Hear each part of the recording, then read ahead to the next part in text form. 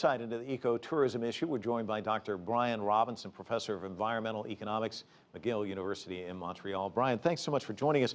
You know, it's pretty wild when you look at these pictures. It's amazing. This is a pretty unique place, having so many bears in one place, but the idea of capitalizing on the ecosystem like this isn't a new one, though, is it?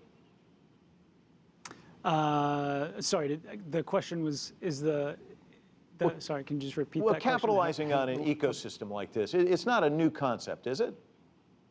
No, that's actually not a new concept. I mean, we're always capitalizing on ecosystems. From the very foundations of our society are built on using environmental resources to support our economic activity and our livelihoods. So this is sort of the interface where ecotourism uses the environment to directly support communities, economies, and livelihoods. Brian, this town is hugely reliant on the bears for its revenues right now. Is Churchill an example of ecotourism done the right way, would you say? Well, ecotourism is a tricky thing, right? It's you have to have a fine balance there. You you are relying on usually very unique ecosystems for your economic activity, and at the same time, if you do a really good job selling and developing that business, you almost threaten the very foundation that the business is founded on. So striking that balance is always a tricky goal, and in any ecotourism endeavor. In Churchill, I think it's especially tricky because that ecosystem that is drawing the communities drawing the visitors to the community is also dangerous in some sense, and so that balance is even harder to find. So I think there's always a little bit of a juggling act to try to figure out how much demand can this ecosystem support, and how much can we actually develop this business model around the ecosystem before it starts to push back in some sense. Well, let me ask you that. What is the tipping point then? Because it's a really interesting point you bring up. I mean, at some point, you're messing with their environment in a way, the polar bears, correct?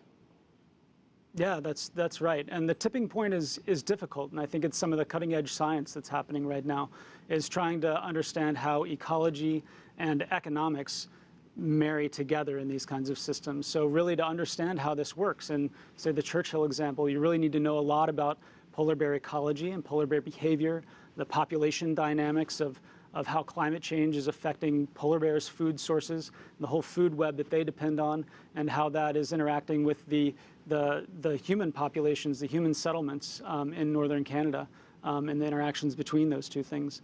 So it's a complex system, and some of us call these things social ecological systems when they're so tightly coupled like this, that you really need to understand the social and economic side, but also the ecological side to really understand how these systems marry together, and especially when things start changing, what are the signs that we need to look out for to see that either the social side or the ecological side are starting to have problems.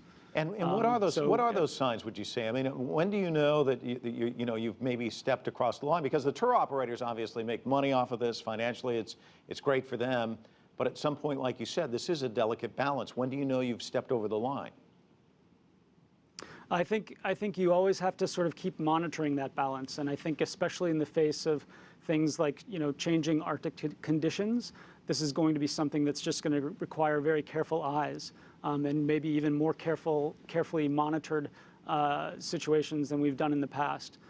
So as things are changing, it's going to be very hard to predict whether or not the polar bears, the populations of polar bears up there are whether or not they're starting to search for new food sources, which might make them more of a threat to the human communities, or whether or not the human communities need to adapt to certain new systems. So I think the key here is to be able to monitor the systems and try to mitigate the changing climate so that we can have a better chance at adapting to the ways that the new climate situations that we find ourselves in. Brian, slowing that change is really important. Yeah, Brian, we've done stories, in Brazil, for example, of ecotourism. Are there any messages you would send to people who are in these lines of work about how to strike the right balance?